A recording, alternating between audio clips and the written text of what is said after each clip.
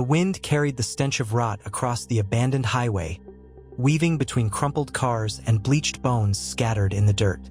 Shards of glass glittered in the sun, skeletal reminders of a past when windows had been whole and roads had been alive with traffic. In this altered world, time had bent to the apocalypse.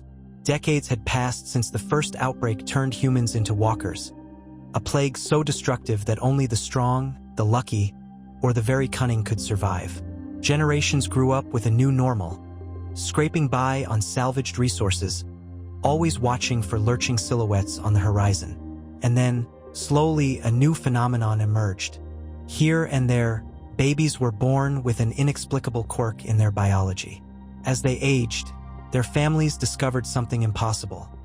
Walker bites did nothing to these children but leave scars. It took many years, a trickle of rumors, and painful experiments to confirm this immunity. They called those who carried it the untouched. They could withstand bites and scratches from the infected dead without succumbing to the lethal fever that had doomed billions. This did not make them invincible. They could still be ripped to pieces by a pack of walkers if they were overwhelmed, but they never needed to fear a single scratch or nip. Their blood simply refused to host the plague. Such a trait might have united humanity under hope. Instead, it became a dividing line between those who carried the immunity and those who did not. The untouched, no longer shackled by the primal fear of infection, named themselves the Wardens, guardians of a harsh new era. And in typical human fashion, where power is found, subjugation followed. Those susceptible to bites, dubbed the Vessels, were cast into a subordinate class. It was a subtle shift at first. The Wardens went on scavenging runs more boldly, returned with more supplies, established safer communities behind reinforced walls. Then came the first city built by the Wardens from the ground up, Fort Elysium. Behind its gates, signs were posted, "Vessels pay tribute for protection." The posted cost was labor and absolute obedience. In the hush that followed as the world realized what was happening, smaller enclaves sprang up, each one a sanctuary for the Wardens. In time, they grew to be metropolises by post-apocalyptic standards. The Wardens styled themselves as a new aristocracy, claiming that they were the rightful rulers because they bore within them the genetic key to survival. The helpless could either serve or be shut out in a world besieged by the dead. People lined up, desperate for any safety that could protect them from the daily threat of a single mistake leading to infection and certain death. In these Warden-led fortresses, Vessels toiled under the lash of tyranny. Those who disobeyed or tried to flee met a fate worse than any bite: exile to a nightmarish pit known simply as the Maw. For many, the arrangement, brutal though it was, seemed preferable to roaming the open roads where swarms of walkers roamed unchecked. Yet the seeds of resistance were already germinating. Not all untouched succumbed to the allure of power. Some believed that immunity should be a gift to help everyone, not a weapon to dominate. They banded together in secret enclaves, calling themselves the Dawnborn. At first, they focused on mere survival, gathering like-minded untouched and the Vessels who had fled oppression. But soon, they realized that words alone would not tear down the new tyranny. They prepared for a fight that was brewing on the horizon, one that would pit Warden greed against Dawnborn ideals, with the helpless caught in the crossfire. Amid this swirling tension, the Walker hordes wandered ever onward, a roving threat that did not differentiate between immune and susceptible. Their numbers were growing again, though no one could explain precisely why. Perhaps it was simply the natural increase of the dead in a world where life was so fragile. Perhaps the destruction of so many rotting bodies in the early outbreak had only been temporary, and a renewed generation of the undead was taking their place. In any case, they shambled through forests, out of collapsed suburbs, trickling back into sight in staggering droves. The Wardens considered them a lesser threat, convinced their immunity made them nearly untouchable, until the day they discovered that in large enough numbers, even the immune could be torn to ribbons. Hubris is a fragile armor. On the outskirts of the newly named Empire of Seraphine, a vast region ruled by a coalition of Warden leaders, there stood a cluster of battered stone and corrugated metal, once an old prison complex. Now it was a fortress with thick walls reinforced by steel beams. The Wardens used this place to corral Vessels in one section, protected from walkers but not from cruelty. Another section housed the warden dwellings and training grounds, bustling with soldiers who carried themselves with the arrogance of those born to be in charge. Somewhere in the yard, hidden behind tall fences, lay the maw. It was a deep pit into which the wardens had been dumping the bodies of the undead for years. They had discovered that while they were immune to bites, the best way to handle walker buildup was to use them as a perpetual threat against any dissent. Rebels and deserters were tossed in, and the watchers above reveled in the screams that followed. In the gloom of a makeshift barracks, a young vessel named Jaren labored with trembling hands over an ill-fitting pair of boots. He was 19, thin and wiry from years of scarce meals, his skin sallow from too many nights sleeping on a concrete slab. Sweat beaded on his forehead as he worked, for it was no small matter to finish the tasks assigned by his warden overseer before sundown. Jaren's family had once roamed with a small group of nomads, but an infestation of walkers had forced them to the gates of Seraphine. His mother had died from an infected bite soon after they arrived. Jaren survived because the wardens found him capable enough to repair and fashion boots, belts, and jackets from scavenged materials. In Seraphine, that skill was his lifeline but also his chain. When the door banged open, Jaren startled and scrambled to his feet.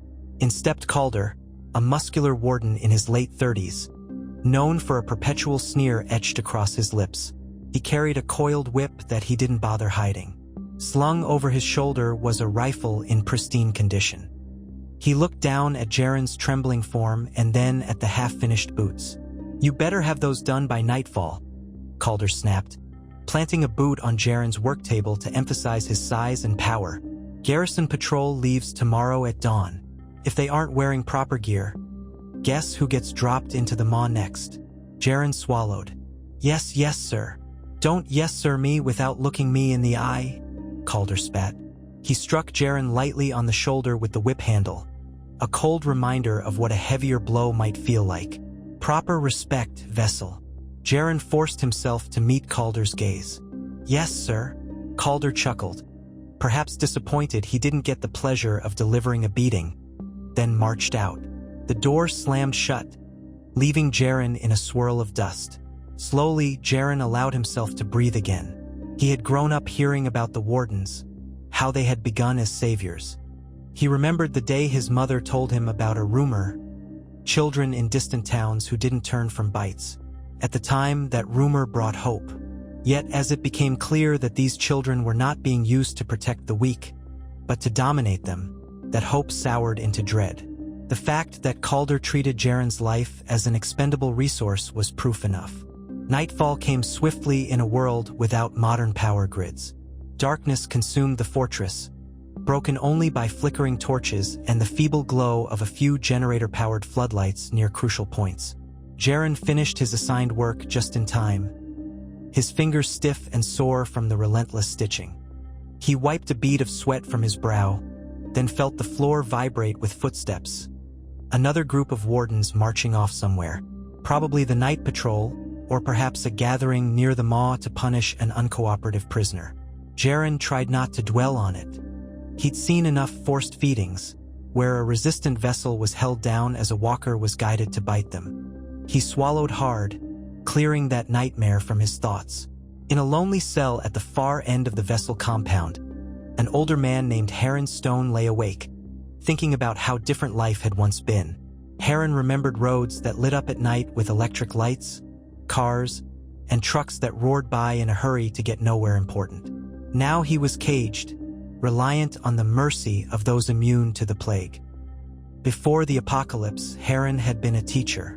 He still had the voice of one, a steady cadence that commanded attention when he spoke. He had tried, on multiple occasions, to stand up to the wardens inside Seraphine, challenging them to treat vessels with dignity. Each time he was beaten, threatened, or had his rations cut. Yet he refused to yield. Heron was cunning enough not to be tossed into the maw. He knew just how far to push and when to back down. But his spirit was as resolute as steel. In the silent gloom, Heron rehearsed speeches he planned to give to his fellow vessels, planting seeds of revolt. He believed that the wardens would never willingly relinquish power, But if enough of them, or at least the right ones, were swayed by conscience, maybe there was a path forward. He had heard rumors of the Dawnborn, the rebel faction of wardens who had turned away from oppression. The possibility of having allies among the immune gave Heron a glimmer of hope.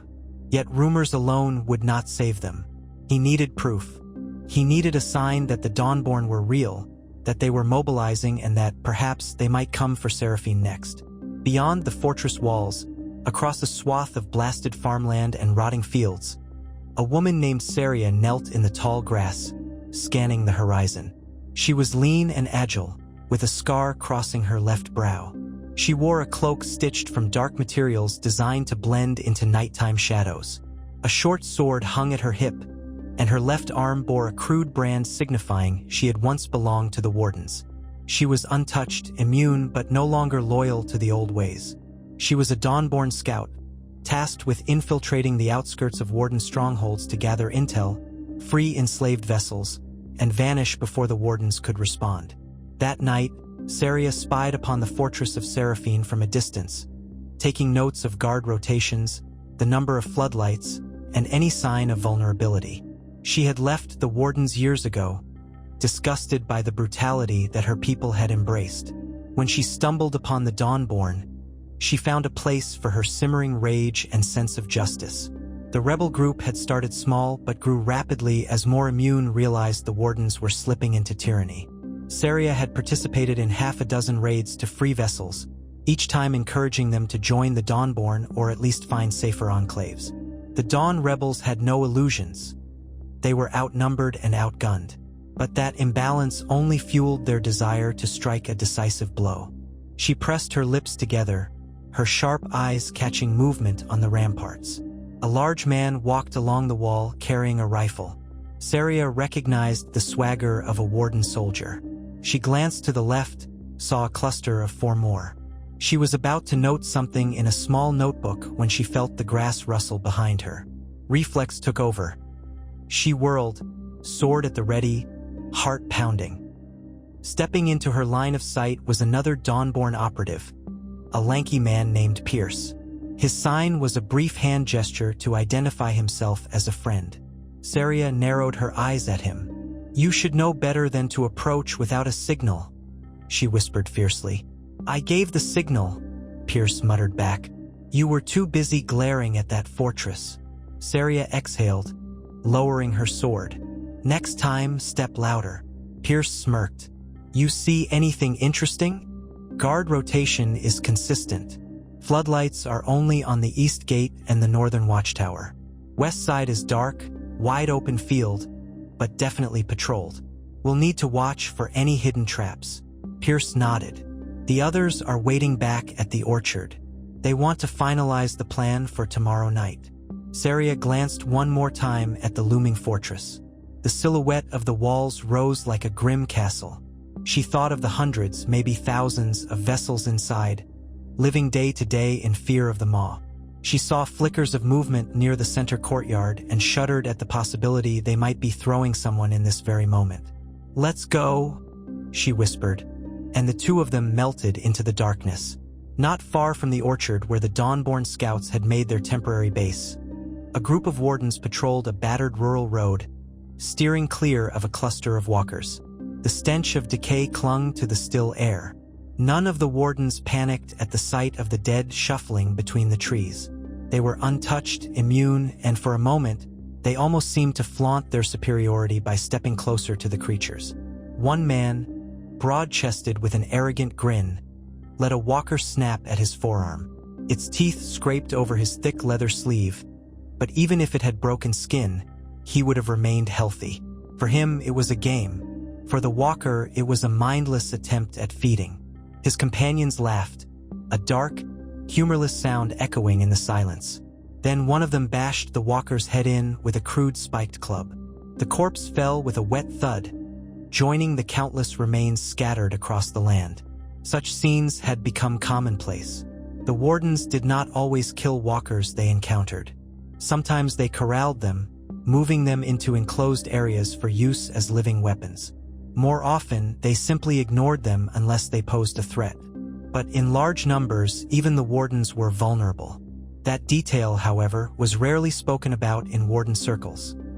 Any mention of the time an entire troop of Immune was overwhelmed by a massive horde was hushed up. Seraphine's leadership, the Council of Wardens, allowed these roving squads free rein to bully any vessel settlements outside the city's walls. If some vessels were captured and dragged back to bolster the labor force, so much the better. The Wardens had grown complacent in their dominion, trusting that their immunity made them gods in this ruined world. That complacency was precisely what the Dawnborn aimed to exploit. Distant thunder rumbled on the horizon as a storm front drifted in. Blades of grass trembled under the coming wind. Lightning flashed, illuminating the orchard in harsh white. Beneath the gnarled branches of ancient apple trees, the Dawnborn leadership gathered. 10 or so figures, young, old, male, female, all immune, stood in a circle around a small lantern whose light they carefully shielded. Saria joined them, dipping her head in respect to the group's de facto commander, a short woman named Mira with a coiled tension in her posture that hinted at her readiness to fight or flee at a moment's notice. Mira had been among the first to renounce the Warden tyranny years ago, forging the Dawnborn from a ragtag cluster of outcasts. Pierce stepped forward, inclining his head. "We scouted the outer walls. They've got men on the ramparts, a few floodlights, but it's mostly perimeter-based defense. Once we're inside, we might have a shot at freeing a good number of vessels." Saria nodded. "There's a weak point on the western side, just darkness. But the guard patrol is tight. We'll only have a few minutes to slip in." Mira ran her hands through her short-cropped hair. "Our goal is not an all-out assault. We don't have the numbers. We go in, free who we can, sabotage what we can, and get out." "Understood." A gruff older man with a missing eye, known as Corvin, spoke up. "I disagree. We should take the fight to them. Plant explosives, tear down those walls. Show them the Dawnborn can't be trifled with. Spark the tinder. Watch their fortress burn." Several heads nodded in agreement, but Mira held up a hand. "And kill how many vessels in the process? They're all inside those walls, too." Silence descended. They all knew the heartbreak of that equation. The Wardens used vessels as living shields. They forced them to stay in the line of fire. Assaulting the fortress without caution meant a massacre of innocents. Saria clenched her fists at her sides, recalling how many times she'd seen the Wardens chain vessels in front of an outpost, guaranteeing that any bullet fired at the Wardens would first pass through those unlucky souls. Mira continued, "We go tomorrow night. If we can sabotage their main gate, the confusion might allow us to slip the vessels out through the side. Once free, they can head north to the old farmland where we have some safe houses. We'll need at least 2 of us to handle the sabotage, 2 or 3 on infiltration. The rest will secure the escape route." Corvin gave a snort, but he did not argue further. He understood the plan was the best compromise between aggression and caution. Lightning struck again, and the orchard glowed for an instant like a haunted grove. Saria glanced around at her comrades. Each carried the quiet burden of what tomorrow might bring. Success, or death, or something more terrible. She knew well that the Wardens, once alerted, would retaliate with a fury that could cost countless lives. Yet if they did nothing, that fortress would remain a symbol of oppression, and people like Jaren would be stuck slaving away until they collapsed, or until a Warden found a reason to toss them into the maw. Morning arrived with the smell of damp earth and a sky overcast by thick gray clouds. Inside Seraphine, Calder rallied a group of Warden soldiers preparing to head out on a scouting mission. He marched along the courtyard, black boots stamping through puddles left by last night's rain. The walled compound buzzed with activity. Vessels hauling supplies, Wardens training in the yard, the clang of metal tools on the blacksmith's forge. Calder stood before a group of fresh recruits, young Wardens from smaller enclaves who had come to Seraphine, believing in the promise of a new empire. "All right, listen up," Calder barked, scanning their faces with a cool, calculating gaze. "We're venturing west today. There's talk of small villages out there that haven't pledged allegiance to Seraphine. Our job is simple. Bring them under our protection or bring them to their knees. We do not tolerate neutrality." "Understood." A chorus of nods followed. Some of these Wardens, newly minted with the arrogance of their immunity, were eager for violence. Others, though, seemed uneasy. Perhaps some were beginning to sense the moral rot in this system. Calder either didn't notice or didn't care. He relished the power, and in his mind, a warden had every right to exert authority over any who could be infected.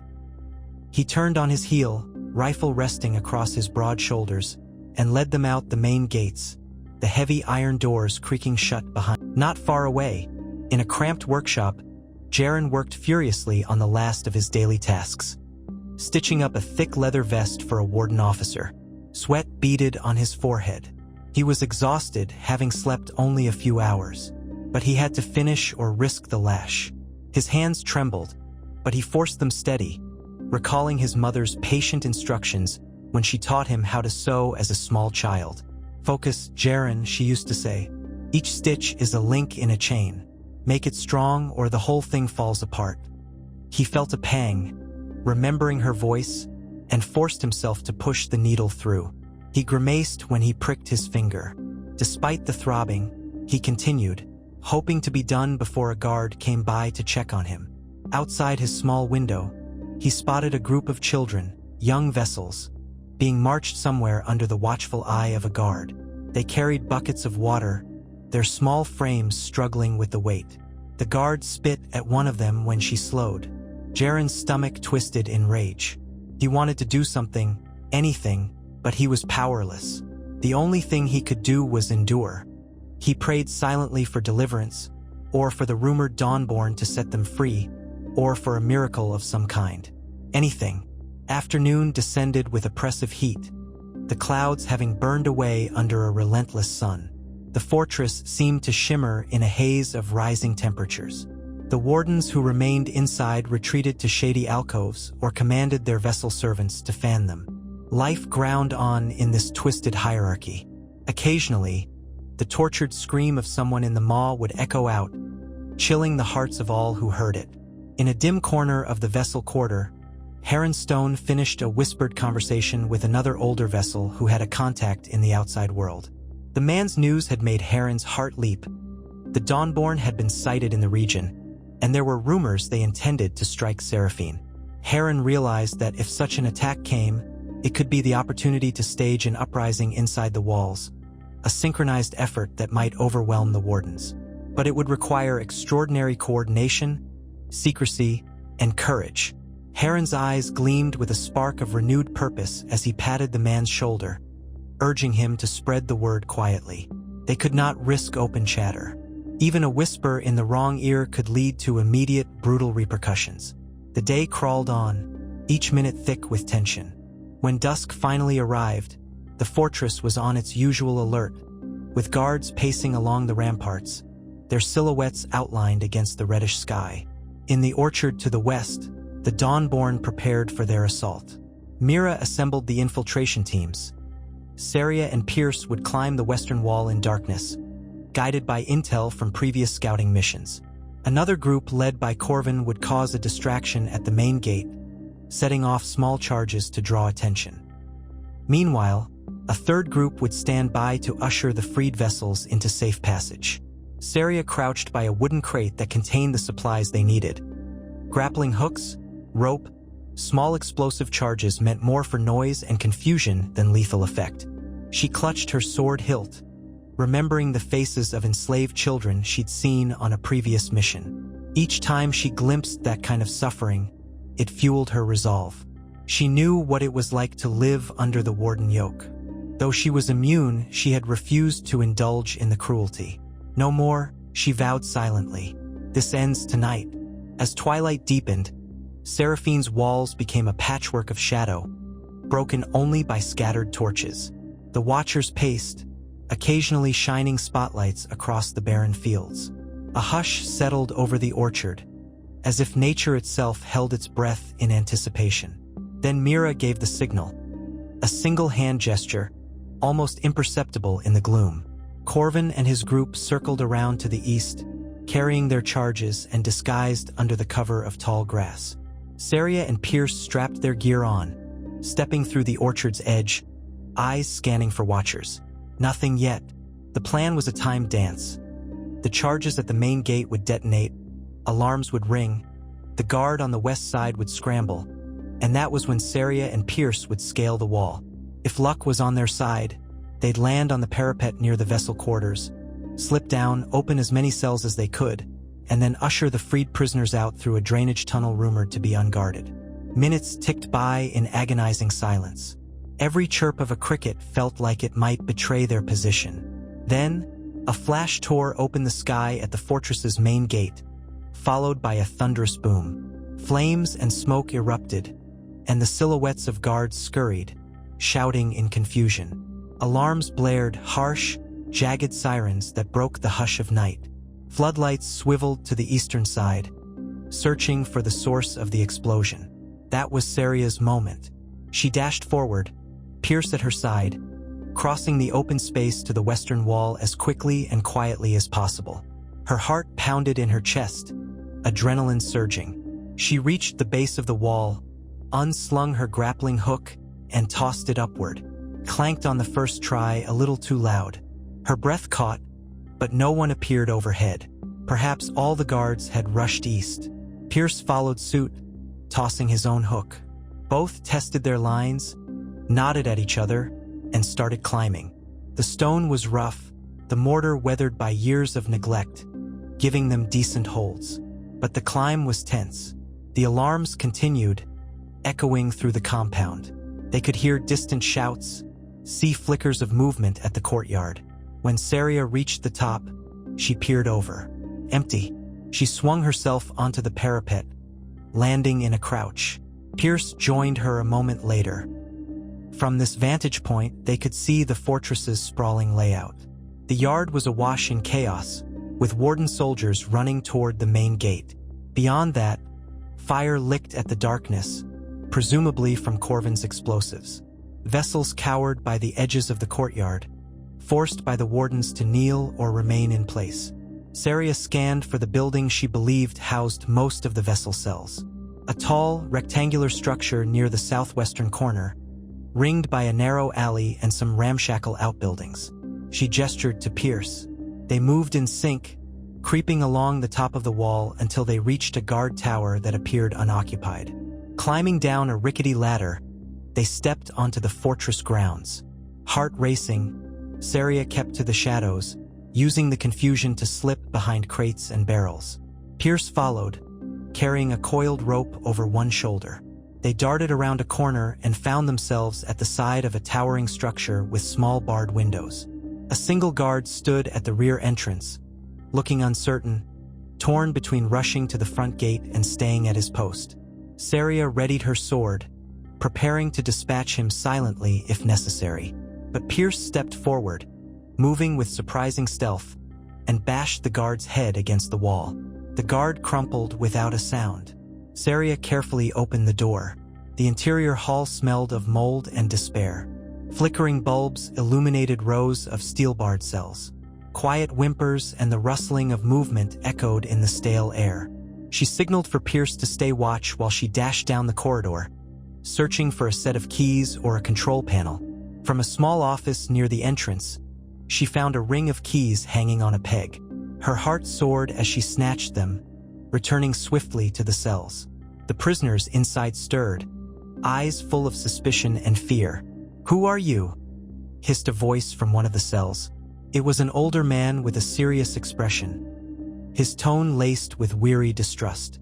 "We're here to help," Saria said in a rush, fumbling through the keys, trying to fit the right one into the cell door. She glanced at the older man. "Are there others? Are some in different blocks?" He nodded.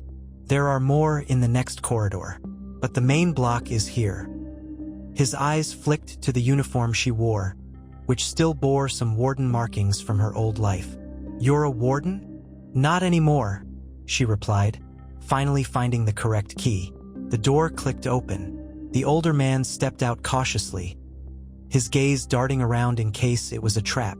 Several others, maybe a half dozen, followed, looking equally bewildered. Saria gestured for them to keep quiet. "Gather the others. Get as many as we can out of here. There's a drainage tunnel." The older man's eyebrows rose. "You know about the tunnel?" Yes, Saria said, but time is short. The wardens are distracted by the attack at the gate. We have minutes at best. Let's go. Meanwhile, Heronstone was in another corridor of the same building, having taken advantage of the chaos to overpower a lone guard. With a stolen key, he'd begun freeing vessels in the adjoining cells, urging them to move fast.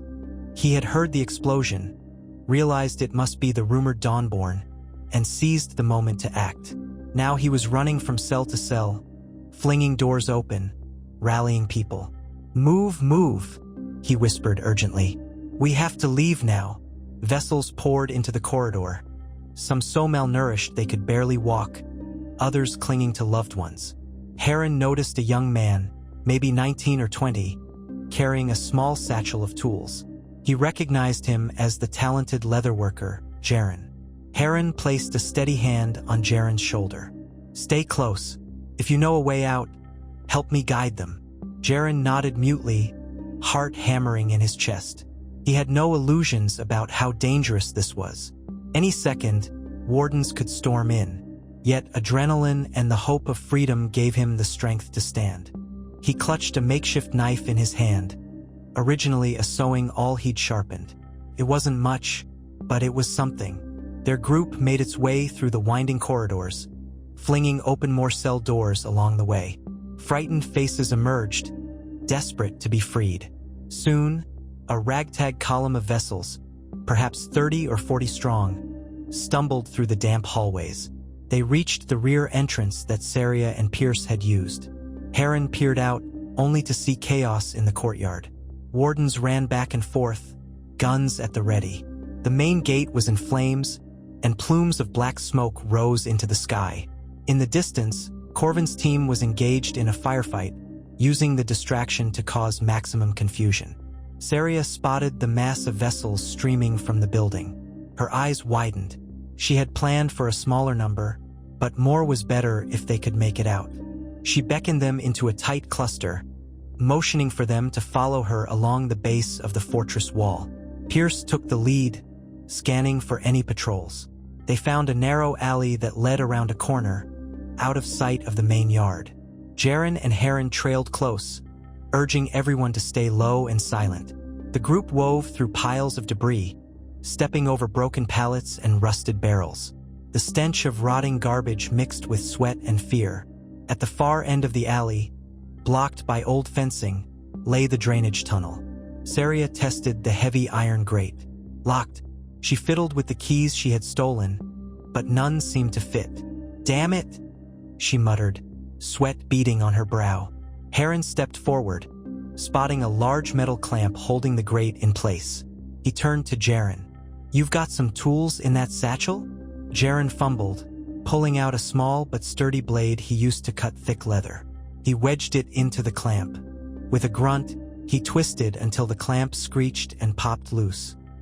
Saria seized the edges of the grate and hauled it open with a metallic groan. A wave of dank, moldy air rushed out. Pierce peered into the darkness, then motioned for people to start climbing in. One by one, the vessels crouched and disappeared into the tunnel, stepping gingerly through ankle-deep sludge. Every second felt like a lifetime. Saria kept glancing over her shoulder, expecting to see a squad of wardens descend on them. The alarms still shrieked, echoing through the fortress. But it seemed the wardens were too focused on the fire and the eastern assault to realize a mass exodus was taking place on the west side. Saria urged them all forward, then ducked into the tunnel herself. Pierce followed, pulling the grate shut behind him, though it wouldn't hold any determined pursuit for long. They navigated in darkness, feeling their way along the slick walls. Some coughed in the rancid air. Up ahead, Saria glimpsed a faint glow of moonlight where the tunnel ended outside the fortress. That was their beacon. She pressed onward, her footsteps echoing in the cramped space. After a few agonizing minutes, she emerged onto open ground beyond the fortress walls. Relief surged through her. They were out. Behind her, the group streamed into the moonlight, blinking at the wide night sky as if it were a dream. Heron took Jaren's hand, steadying him as he clambered out. But any sense of triumph was cut short by a flash of movement to their left. A small band of wardens, perhaps a half-dozen, stood with weapons drawn. They must have circled around in an attempt to catch any intruders. The warden's leader was a tall, wiry man with a feral grin. "Going somewhere?" he called out mockingly. Vessels froze, panicked. A child whimpered. Heron raised his arms as if to shield the others, but he had no weapon. Saria cursed under her breath, reaching for her sword. Pierce angled himself to the side, ready to launch into a defensive stance. The warden leader laughed. "You traitors always think you can just waltz out. But you forget, we don't fear your bites. And you," he pointed to Saria, "look like you might be one of us. Shame you've thrown your lot in with the cattle." Saria's grip tightened on her sword hilt. She spoke through gritted teeth. "Back away. Let these people go. You don't have to do this." "Oh, but we do," the warden leader replied, shifting his rifle. "We need labor, and we can't allow rebellious scum to escape. My orders are clear." Time seemed to slow. Saria saw the muzzle of the rifle lift, saw the other wardens shift their stances. She heard terrified gasps behind her. Then, suddenly, a gunshot rang out, but it didn't come from the wardens. Corvin emerged from behind a cluster of bushes, revolver smoking.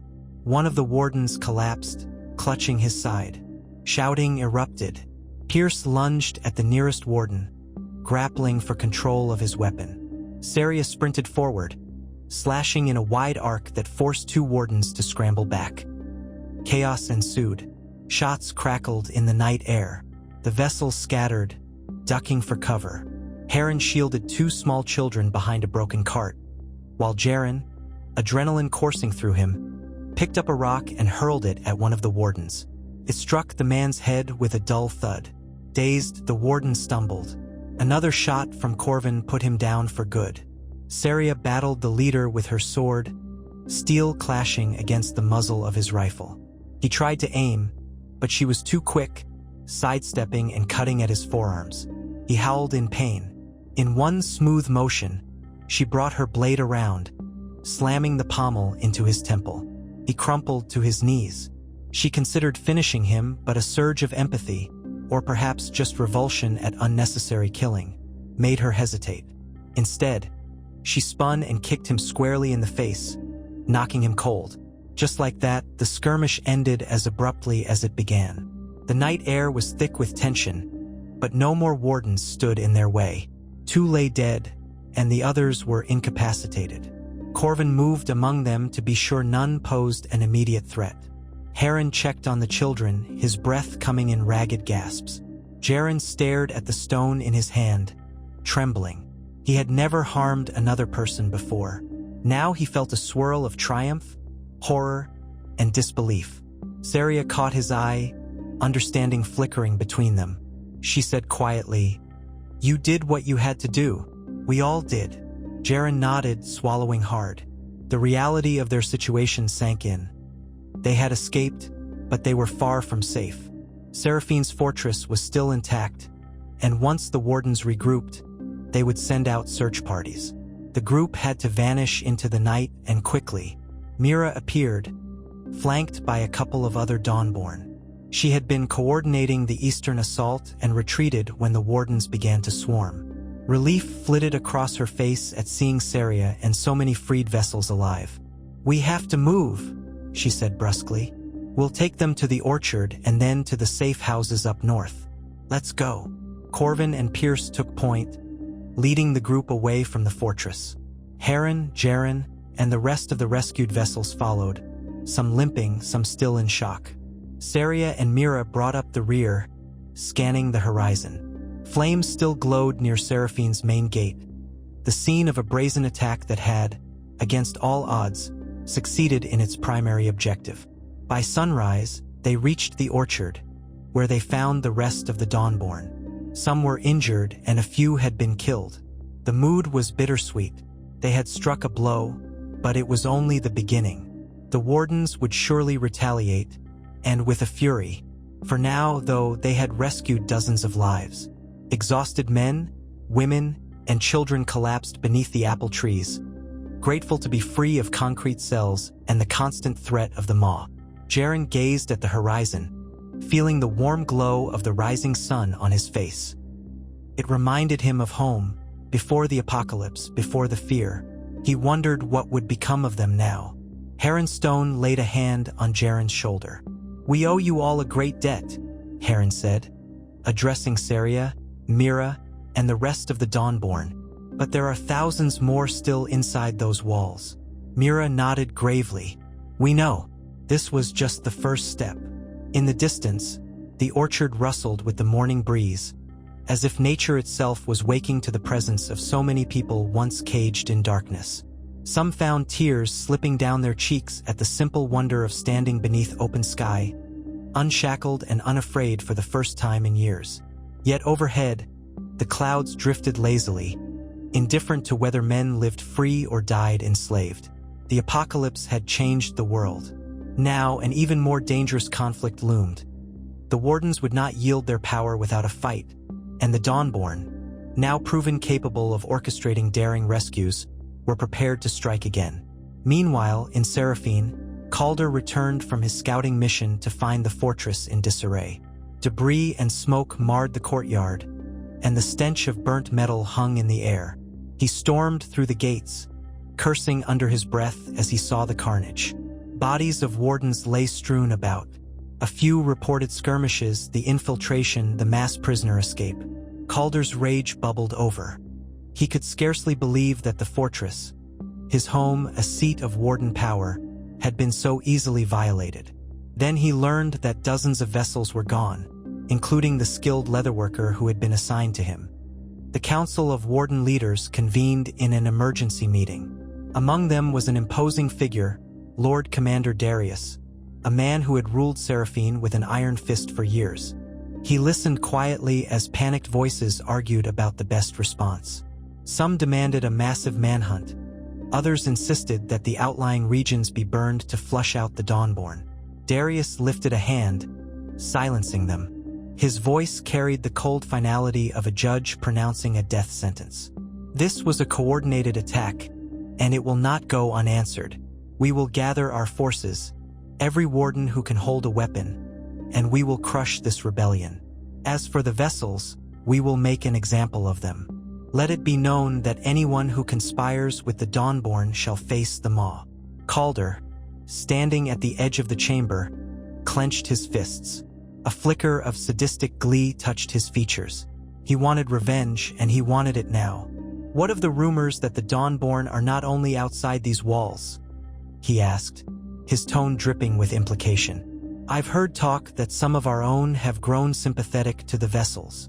A low murmur rippled through the council. Darius's gaze swept the room. "Then we shall root out traitors within our ranks. The city must be cleansed. If we allow weakness and pity to fester, Seraphine will fall. This fortress is the beacon of a new world, one in which we, the immune, hold power as nature intended." Outside, the morning sun shone on the fortress's walls, illuminating the aftermath of the battle. Smoke curled from the blackened entrance.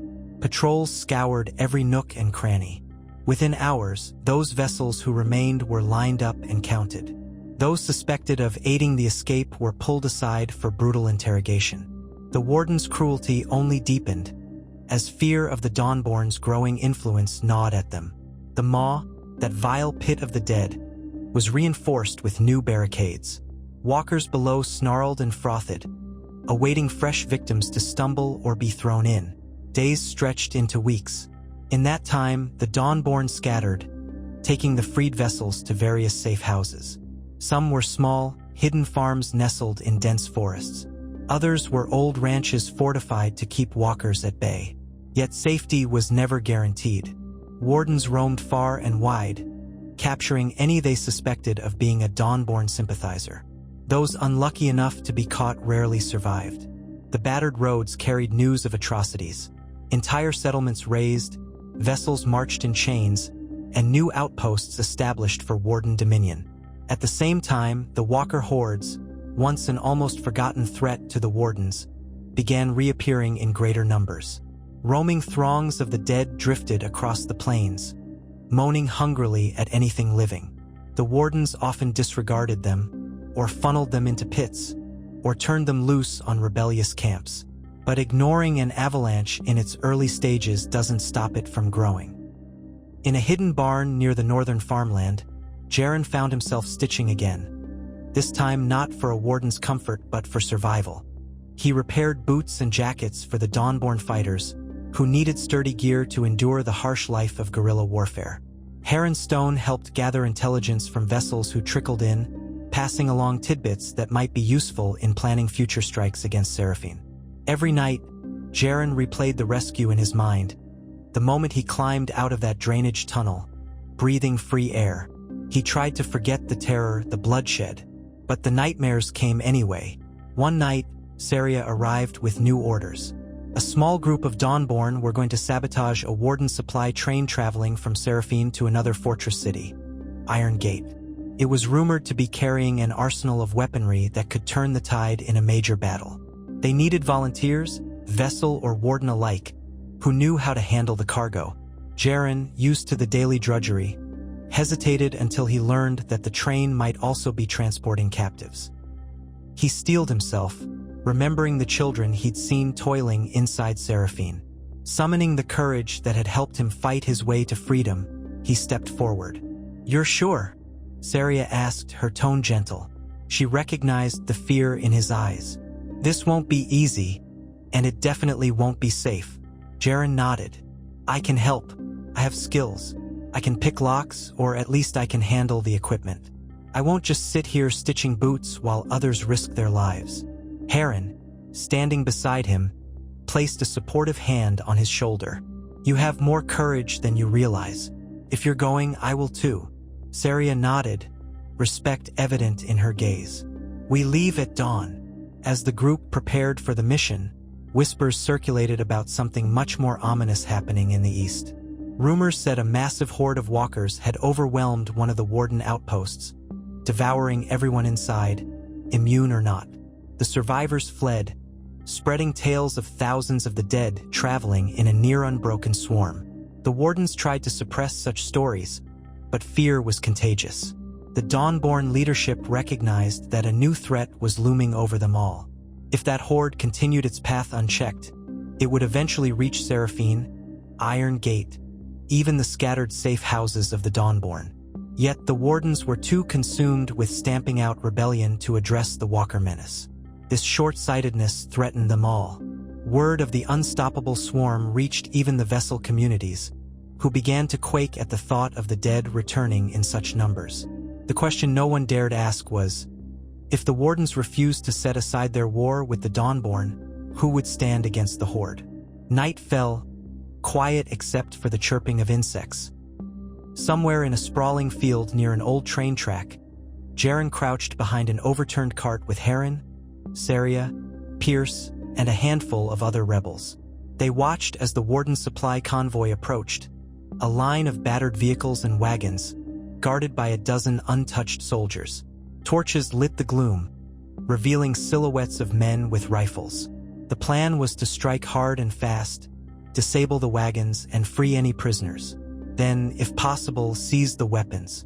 Saria reminded them that they needed to avoid harming captive vessels at all costs. As the convoy rumbled closer, hearts pounded. The Dawnborn waited, breath bated, until the lead vehicle was just within range of their improvised road spikes. Pierce pressed a detonator, and a series of sharp, hidden spikes shot up, shredding the wagon's tires. The lead vehicle lurched, skidding to a halt, its driver shouting in alarm. The wagons behind it slammed brakes. Guards spilled out, rifles scanning the darkness. In that split second of confusion, Saria, Pierce, and the rest of the ambush squad opened fire from concealed positions. Their bullets whipped across the night air, dropping some wardens before they could even aim. Chaos broke out as the wardens struggled to regroup. Jaren stayed low, heart thrumming like a drum. He clutched a small revolver someone had given him, though he had rarely fired a gun. Heron beside him reloaded a crossbow with steady hands, taking careful shots at the wardens scrambling for cover. Saria dashed forward, using the darkness as cover, and flung a smoke grenade near the wagons. Thick clouds billowed, obscuring vision. Through the haze, Jaren heard shouts, curses, and the staccato crack of gunfire. He spotted a cage on one of the wagons. Metal bars with figures huddled inside. Vessel prisoners, no doubt. Summoning courage, he crawled along the edge of the field, using the smoke as a shield, and slipped behind the wagon. The lock was a heavy-duty padlock, but Jaren carried a small toolkit. With shaking fingers, he fiddled in the dark, trying to align the pick. The roar of gunfire around him made it hard to concentrate. A bullet whizzed by, burying itself in the wagon's wooden side. He flinched, nearly dropping the pick. Forcing himself to focus, he exhaled slowly and felt the lock's internal mechanics shift. A click. The padlock sprang open. "Come on," Jaren hissed, swinging the cage door open. 3 vessel prisoners tumbled out, coughing from the smoke. They looked at him with confused gratitude, and he recognized something in their expressions. Hope warring with disbelief. He waved them away from the fighting. "Run. That way." He pointed toward the tree line where the Dawnborn had set up a rally point. They didn't need further encouragement. They sprinted for safety. Jaren turned back just in time to see a Warden soldier emerging from the smoke, rifle raised. The soldier had a brutal scar across his face, eyes wild. Jaren froze, expecting to be shot on the spot. But in a flash of movement, Heron appeared, swinging a makeshift club. He struck the rifle barrel, knocking it aside. The Warden staggered. With surprising ferocity for a man of his age, Heron tackled him to the ground. They wrestled, fists colliding. Another shot rang out from behind. The Warden went limp. Heron rolled aside, panting, and Jaren saw that Saria was standing there, revolver in hand, having fired just in time. "Thank you," Heron gasped. Saria nodded, urgency lighting her face. "Keep moving," she shouted over the din. "We need to get the weapons and go." Jaren nodded, adrenaline spurring him on. He dashed to another wagon, rummaging inside. Crates of ammunition, rifles, and grenades. He felt a queasy sense of awe at how much firepower the Wardens possessed. No wonder they believed themselves invincible. One by one, Dawnborn fighters converged on the wagon, grabbing what they could carry. Meanwhile, the Wardens, now partially regrouped, returned fire from behind an overturned vehicle. Bullets zinged through the air. One Dawnborn fighter went down with a cry, shot through the chest. "Fall back," Saria commanded, grabbing at Jaren's collar when he lingered. He clutched an armful of supplies, heart pounding. Heron and Pierce helped drag the wounded rebel away. The Wardens weren't giving up, but the smoke and the sudden assault had taken them by surprise. They couldn't see how many attackers there were, so their response was chaotic. Realizing they risked complete annihilation, they began a hasty retreat, leaving some supplies and prisoners behind. A few vehicles sped away, tires spinning, panic in the eyes of the drivers. The Dawnborn, having inflicted heavy damage and rescued at least a handful of prisoners, melted back into the night. They scattered into small groups, each taking a different route to avoid pursuit. Jaren, Heron, Saria, and Pierce ended up stumbling through thick underbrush, panting and supporting the wounded rebel. They didn't stop until they were sure no one was following. All around them, the night's symphony of insects and distant moans of walkers began to return, as if the earth itself was reclaiming the silence left by the firefight. Once the immediate danger passed, Saria leaned against a tree, catching her breath. Pierce crouched nearby, checking the wounded fighter's pulse. Heron and Jaren stood, scanning the darkness for threats, ears still ringing from the gunshots. After a few moments, they heard the rustle of more rebels approaching. Mira and another small group, carrying more supplies and a few more rescued prisoners. Despite the success of their raid, a grimness settled over them. Everyone knew the Wardens would respond with greater force. The one consolation was that the rescued vessels were safe, for now, and the stolen weapons might give the Dawnborn a fighting chance in the next encounter. As the nights wore on, rumor turned to grim certainty. The Walker horde in the east was growing even faster than feared. Traveling survivors described waves of undead that stretched as far as the eye could see, devouring everything in their path. Even the wardens, in all their arrogance, began to talk of evacuating certain outposts. Some believed that Seraphine, with its high walls, was impregnable. Others remembered that even 1,000 immune soldiers can be overwhelmed by tens of thousands of the dead. For the first time in a long while, the wardens faced a threat that didn't care about who was immune and who wasn't. The dead tore everyone apart with equal hunger. Inside Seraphine, Calder and Darius clashed over how to handle the reports of the horde. Calder insisted they maintain the offensive against the Dawnborn. Darius was torn between securing the fortress walls against the undead or launching an assault to crush the rebellion before it could spread further.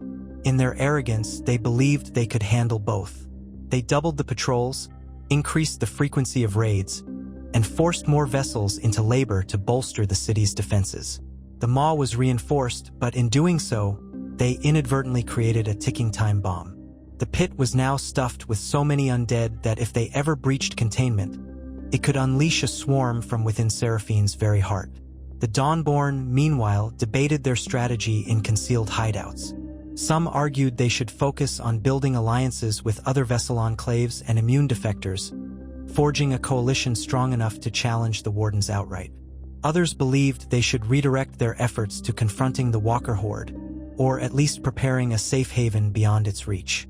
A small but vocal faction said they should attempt peace talks with the wardens, urging them to unify against the undead threat. But the memory of the wardens' brutality was too fresh, and trust was scarce. One sweltering afternoon, Jaren sat under the shade of a makeshift awning, treating a burn he'd received while forging metal fittings for weapons. Heron approached, eyes heavy with sorrow. "They caught Corvin," he said quietly, referring to the gruff older rebel who'd led the main gate distraction during the fortress raid. A traveling merchant saw him being dragged into Seraphine in chains. Word is they're planning on throwing him into the maw as a public spectacle. The news hit like a sledgehammer. Saria, standing nearby, clenched her fists. "We have to do something. We can't just let them feed him to those things." Heron sighed, voice trembling with rage. "I know, but it's obviously a trap. They want us to try to rescue him, and they'll ambush us." Jaren stood, ignoring the throb of his burn. "We can't leave him. He risked everything for us. We need to." Before he could finish, Mira appeared, her face grim. "A horde has been spotted just 50 miles east of Seraphine. It's massive. If it reaches the city, there's going to be chaos like we've never seen. The wardens might even abandon it if they can't fight off the dead." Saria exchanged a troubled look with Heron. "And Corvin.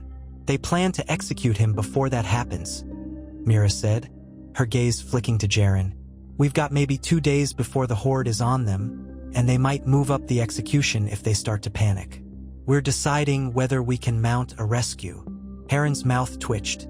"If the horde hits while we're inside, we risk being trapped between the undead and the wardens." Mira nodded.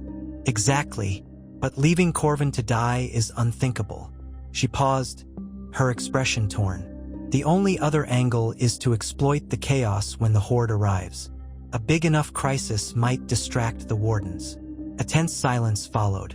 Each rebel weighed the moral cost of inaction against the practical danger of a rescue mission. Jaren stepped forward. "I owe Corvin. Many of us do. If we can find a way in when the horde arrives, maybe the wardens will be too busy to notice us. We free him, then get out." Saria lifted her chin. "I'll go with him." Heron and Pierce nodded. Mira let out a slow breath. "All right, we'll plan for infiltration the day the horde arrives. But we'll need watchers outside the city to signal the moment the dead are at the gates. Timing is everything." And so, in the final hours before the greatest threat any of them had seen in decades descended upon Seraphine, a small band of Dawnborn prepared for one last desperate raid. On a crisp morning, Vantage scouts positioned themselves on a nearby ridge, from which the city's walls and the approaching horde could be observed. Indeed, they saw the swirling mass of undead crawling closer, a gray wave that shimmered with the glint of ragged teeth and milky eyes. The ground itself seemed to tremble under the weight of so many feet shuffling in unison. The Watchers sent a runner back with the news. By nightfall, Seraphine would be besieged. Inside the fortress, tension crackled. The Wardens had never faced a horde this size. The council convened emergency measures. Some advocated opening the maw to unleash a portion of the trapped walkers against the incoming horde, hoping that might distract or slow them. Others feared that tampering with the maw could be catastrophic if they lost control. Meanwhile, terrified vessels were herded into labor, reinforcing barricades, hauling supplies. Anyone who paused or resisted was threatened with immediate execution. Corvin was locked in a cage overlooking the maw, a symbolic display of what awaited him. The Wardens planned to throw him in as soon as the horde arrived, a spectacle meant to remind any doubters who held true power. As dusk crept in, the combined stench of the horde to the east and the massive pit inside the fortress created a suffocating pall. Fires burned in open drums, torches lined the ramparts, and spotlights scanned the horizon. A hush fell when the first wave of walkers came into view. The Wardens manning the walls exchanged fearful looks. Immune or not, they knew that if thousands of walkers surged at the gates, they could be overwhelmed. Under cover of darkness, the Dawnborn infiltration team approached the western edge of the fortress again, this time with hearts pounding at the knowledge that an army of the undead was just beyond the next ridge. Saria, Jaren, Heron, and Pierce crept toward the drainage tunnel they had used before. To their dismay, they found it barred with new steel rods and manned by 2 guards with torches. Even if they managed to kill or subdue them, it would cause a ruckus. They had to improvise. Pierce pointed to a series of scaffolding around the southwestern tower, erected presumably for repairs. "We might climb up there," he whispered. They made their way to the tower, hugging the shadows. Occasional roars and gunshots echoed from the eastern wall, where the Wardens had begun firing on the advancing dead. The tension in the air was electric. Ascending the scaffolding was nerve-wracking, would creak under their weight. A slip would be deadly or, at best, give them away. But the noise from the eastern battle masked their approach. They reached a window on the 3rd level. Heron carefully pried it open with a crowbar. They slid inside, finding themselves in a dusty corridor with no immediate guards in sight. Torchlight danced along the stone walls, casting flickering shadows. Saria led the way, recalling her knowledge of the fortress layout. She aimed to get them to the vantage point above the maw where Corvin was being held. Time was short. Outside, the thunderous groan of thousands of walkers swelled, punctuated by the frantic shouts of Wardens. The city was under siege. They crept through deserted halls. Most Wardens were concentrated on the walls, leaving only a skeleton crew inside. Now and then, they passed a locked door, behind which they heard whimpers or muffled voices, likely vessels locked away for safekeeping. Jaren's jaw tightened, but they had come for Corvin. A full-scale rescue was impossible. Finally, they neared the walkway that overlooked the maw. The stench was overwhelming. Scores of walkers crammed into that pit, snarling. A few flickering torches revealed the gruesome sight below, a writhing mass of corpses. In a small cage suspended over the edge, Corvin was slumped, bound at wrists and ankles. 2 guards stood by a mechanical winch that held the cage. If the guards pulled a lever, the cage would drop. A smaller group of Wardens were gathered a short distance away, presumably ready to witness or orchestrate the execution. Leading them was Calder, his face twisted in furious grimace. He was barking orders about how to best lure the Dawnborn out by using Corvin as bait. Another guard tried to point out that the massive walker horde was a more pressing concern. Calder backhanded him, snarling that the rebellion must be crushed at all costs. Saria signaled for silence. They counted 4 Wardens, plus Calder, near the cage. 2 more stood near the pit's edge. Down below, the pit of walkers hissed and growled. The entire fortress shuddered with each new wave of the undead crashing against the eastern gates. Gunfire and explosions echoed in the distance. The siege was intensifying. Heron glanced at Jaren, fear etched in both their eyes. They had to act now. Saria took a deep breath, then gestured for them to spread out. Pierce moved to flank the guards from the left, slipping behind a column. Saria took the right, creeping along the wall. Heron and Jaren stayed behind a stack of crates, out of sight. On Saria's signal, they sprang into action. Pierce fired a shot that took down one guard instantly. Saria lunged at another, steel flashing in the torchlight. Calder and the remaining guards spun, shouting in alarm. One guard fumbled to pull the lever that would drop Corvin's cage. Jaren saw it happen in slow motion. Without thinking, he dashed forward, drawing his small revolver, and fired. The bullet caught the guard in the shoulder. He yelped, stumbling away from the lever. The cage jerked but remained suspended. Calder roared, taking aim at Saria with his rifle. She rolled behind a crate, bullets splintering wood around her. Pierce traded shots with another guard, sparks dancing in the air. Heron, panting, tried to reach the cage's mechanism, but a warden soldier blocked his path. Summoning the same fierce courage he'd shown before, Heron grabbed a torch and swung it at the soldier. The man reflexively recoiled from the flame, giving Heron enough time to rush past. Calder recognized Heron from the earlier escape. Rage contorted his face. He turned his rifle, ready to gun the older man down. But Jaren, trembling yet resolved, fired at Calder's leg. The bullet grazed him enough to throw off his aim. Calder cursed, staggering. Saria took advantage of the moment, diving forward. She slashed at him, drawing a bloody line across his arm. Calder howled, swinging his rifle but at her head. She ducked, and the blow glanced off her shoulder instead. Pain lanced through her, but she kept moving, spinning around to deliver a fierce kick to Calder's knee. He buckled, dropping to the floor with a snarl. Blood dripped from his wounds, fury blazing in his eyes. Meanwhile, Heron manipulated the cage's winch, carefully cranking it back from the edge. A misstep could send Corvin plummeting. Finally, the cage settled on the walkway. Heron smashed the lock with the crowbar.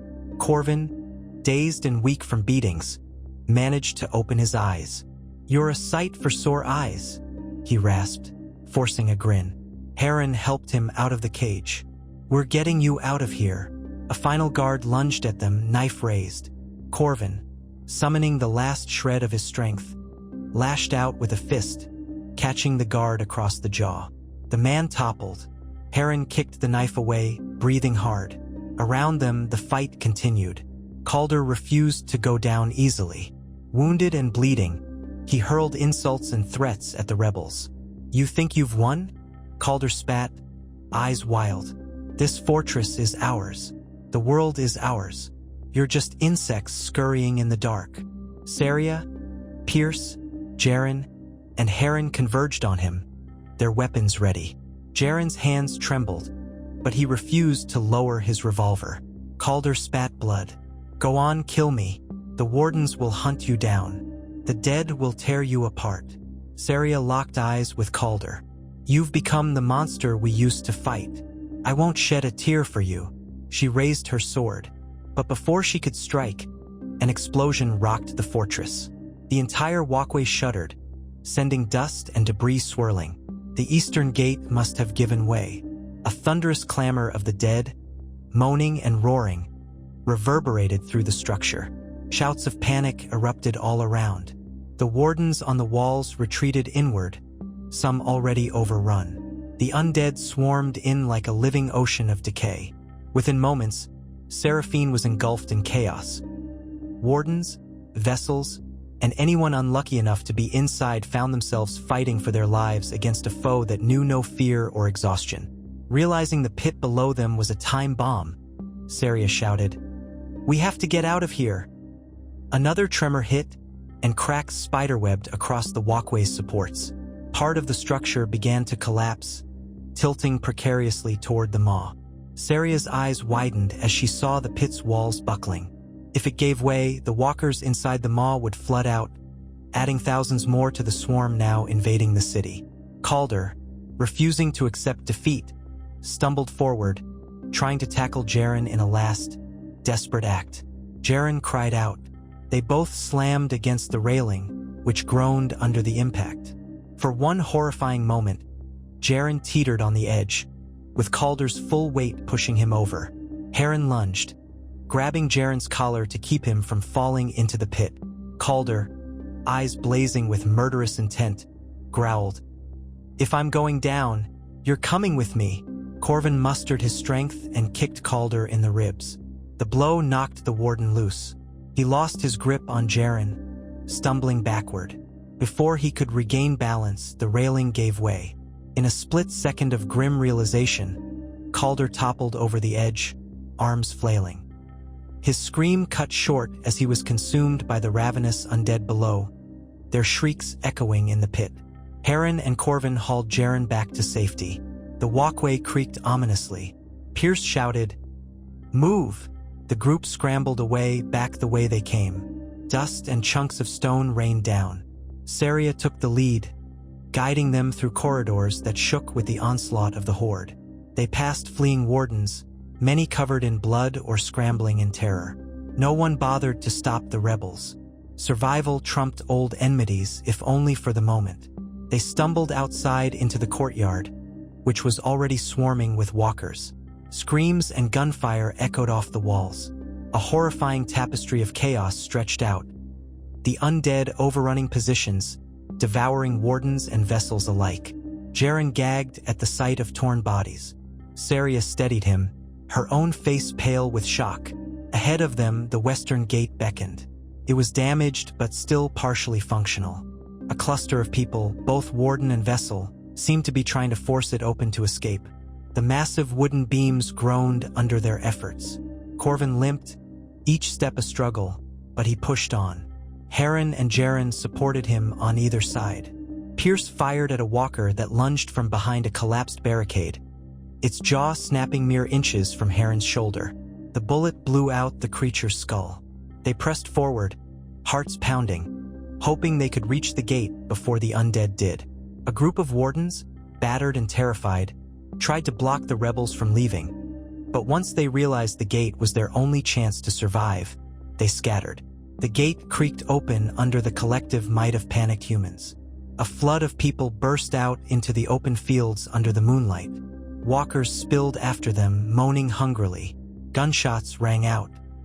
Those who had firearms turned to shoot any undead that got too close. In that frantic escape, old divides collapsed. Wardens and vessels ran side by side, equally desperate to avoid the jaws of the dead. The fortress of Seraphine, once a symbol of warden dominance, was overrun. The maw cracked, and from it poured a fresh tide of walkers, adding to the unholy legion that now claimed the city. Saria and her companions managed to break free, stumbling into the fields beyond. The screams of the dying pursued them, but they kept running until their lungs burned. At last, they collapsed near a small cluster of trees, having outpaced the immediate wave of the undead. They surveyed each other, bloodied, exhausted, but alive. Corvin sank to his knees, tears tracing lines in the dirt on his face. Heron patted his shoulder, expression heavy with sorrow. The monstrous tyranny of Seraphine had been undone in a single night, but at a cost that went beyond measure. Jaren exhaled shakily, staring back at the fortress, which now flickered with fires and the pale shapes of walkers scaling the walls. He felt an immense wave of relief that Calder was gone, that so many vessels were no longer slaves. But the price of that freedom was horrifying. "Now what?" he asked softly. Saria followed his gaze. "We survive. The city is lost, but there are others. We keep fighting for the ones still living under this madness or running from it. Because the dead don't care if we're immune or not." She paused, voice heavy with an unspoken truth. The real war was never only about bites or tyranny. It was about who could look at another person, no matter how weak, and still see something worth saving. They gathered themselves in the darkness as the undead horde raged behind them. Dawn would come, but it would shed light on a world forever changed. The warden's stronghold had fallen, torn apart by the same monstrous tide they'd long dismissed. All that remained was a scattering of survivors, some immune, some not, clinging to hope and each other. Beyond the fields, the wind carried the moans of the dead, a chilling chorus that reminded them there was no true safe haven. If humanity was to endure, it would not be because of immunity or power. It would be because, in the face of unimaginable horror, enough of them found a way to stand together. And so they pressed on, the Dawnborn and their new companions, forging a fragile coalition in the wilderness. The lines between Warden and Vessel began to blur among these survivors who had seen how easily everything could crumble. In the end, the greatest threat was not the infection, but the cruelty that infected their hearts. In that knowledge, they took their first steps into a new day, uncertain but united by the faint, unbreakable conviction that humanity's worth was measured by compassion rather than dominion. The apocalypse had shown them all what monsters men could be.